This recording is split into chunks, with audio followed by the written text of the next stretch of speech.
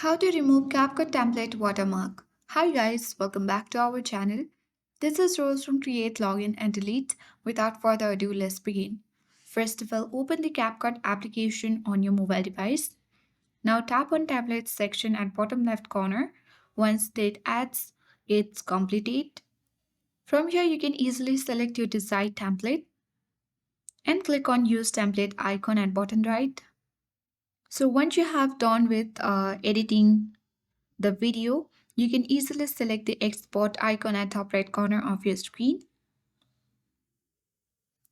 So here you got the option to export without watermark or with export with watermark. So let's tap on export without watermark.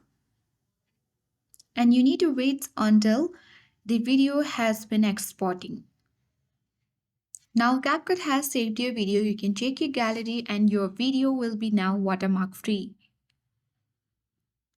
So in this way, you can easily remove CapCut watermark in templates. I hope this guide was helpful. If it was, then do like, share, comment, and don't forget to subscribe.